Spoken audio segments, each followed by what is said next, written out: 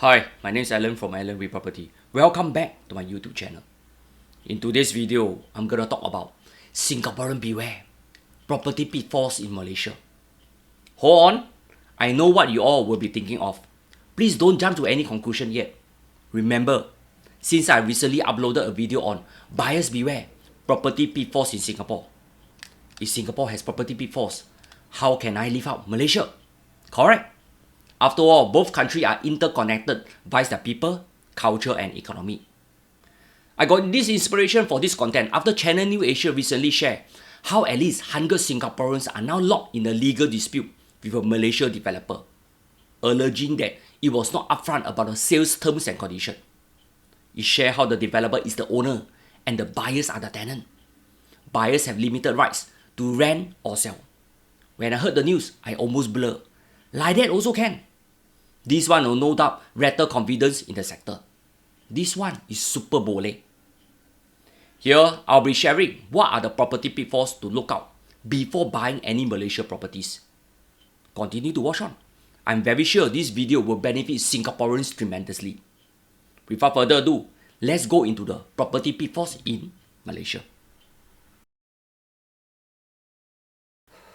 The first rule of thumb, always understand the local real estate market. This is the most important rule.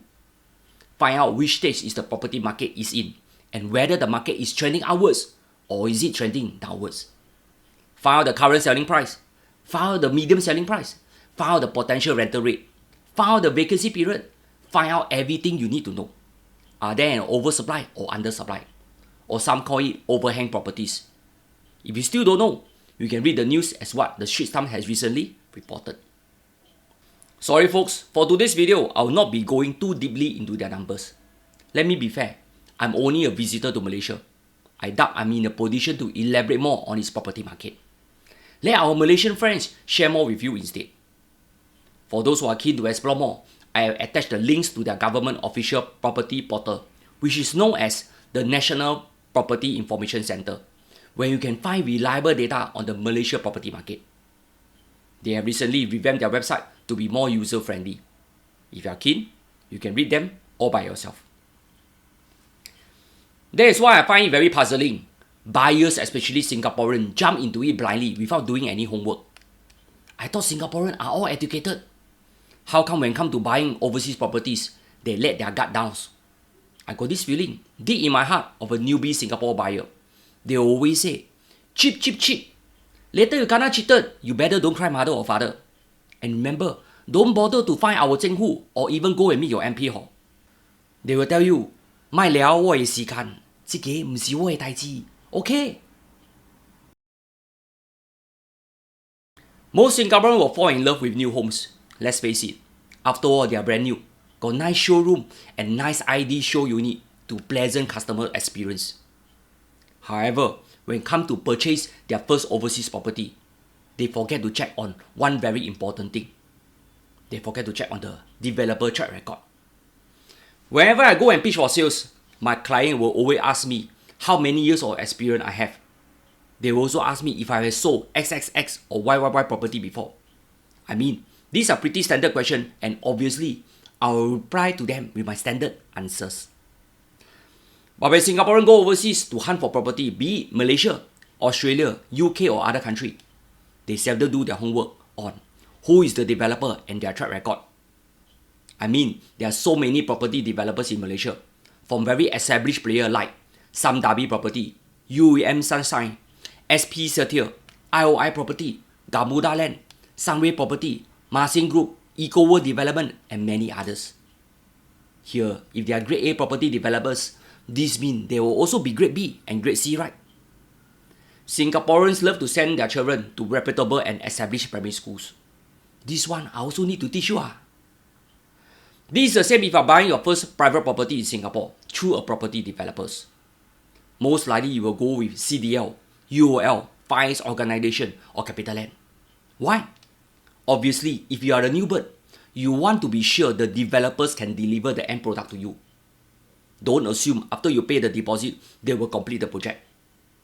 Most Singapore property developers follow the rules quite strictly, except for the minority few.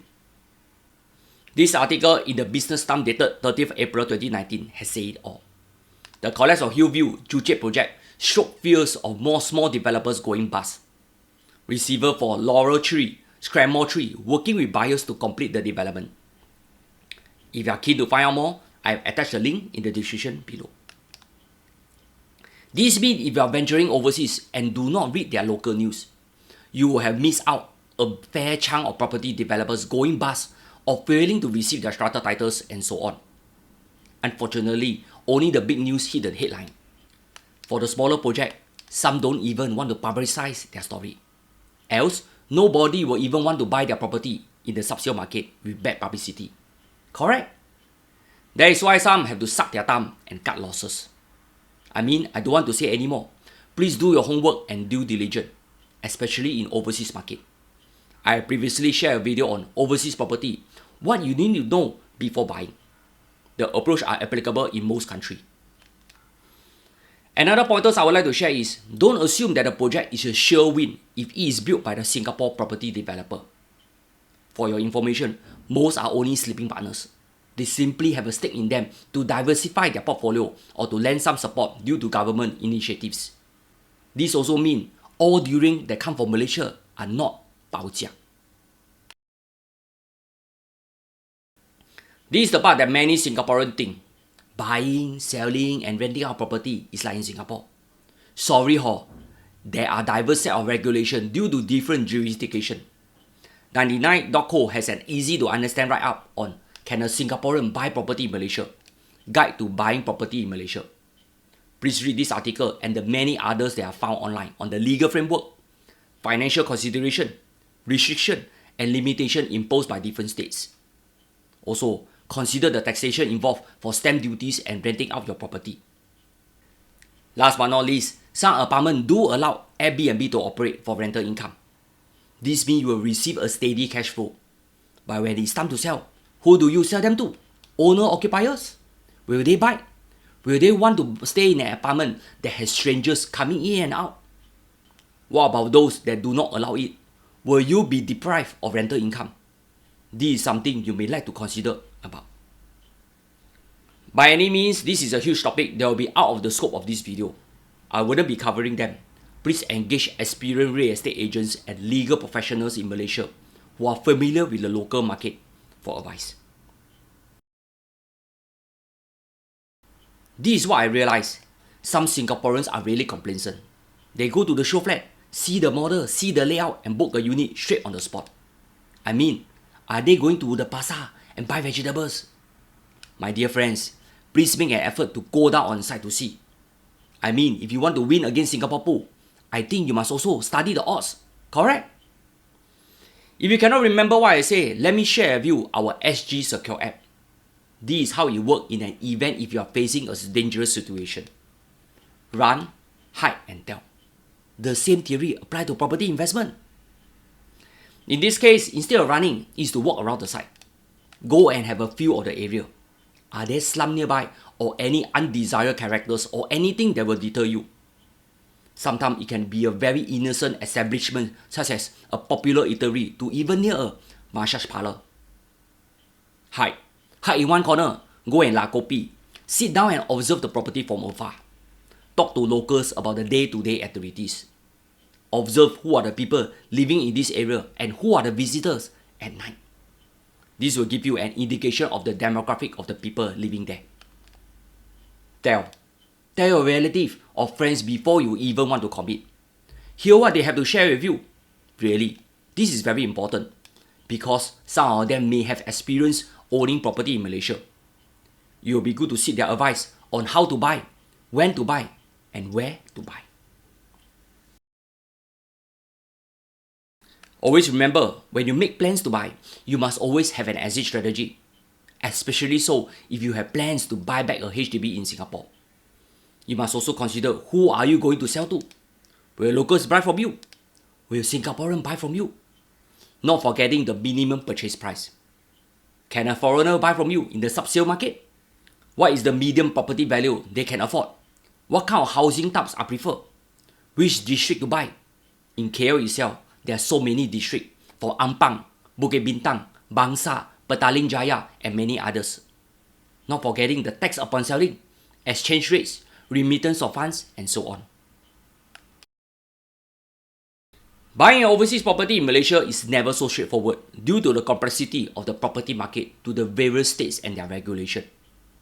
As usual, if you are buying a home and have a long-term horizon, please go ahead. But if you have plans to own something because your hands are itchy, then please, by all means, go and support the Malaysia economy. This is just like how foreigners buy property in Singapore and contribute to nation building. Otherwise, where do you think our GST voucher come from? For those who have plans to settle down in Malaysia, Malaysia has very good quality homes. You will be surprised. Their standard and design are even better than those in Singapore. Don't play. They got standard one. Malaysia as a whole also has much to offer from its friendly people. Yes, they are friendlier too. Okay, I don't want to say more. You know, I know, can ready. Malaysia also offer very delicious local fares. They still preserve a big part of their food culture. This is something Malaysians should be proud of. They have much to offer in terms of leisure and entertainment, a slower pace of life, and vast nature that you can enjoy. Some of you have probably asked me why I like to do such content without selling anything. Especially so since I'm a property agent. Tio bo. As a real estate professional who has been practicing so many years in the industry, I only want to see people make money, not lose money. That is why I hope to fill this gap with such content. If I help you to avoid a financial nightmare, then I think I will help to uplift the real estate industry in my small, humble way. This is also aligned with the Council of Estate Agency mission to raise the professionalism of the real estate agency industry and safeguard consumer interests. Here, I hope I help to achieve both. With that, I hope you have enjoyed this content. Appreciate the likes and share if you have benefited from it. And remember to share with your relatives and friends before they embark on this overseas adventure. That's all, and take care.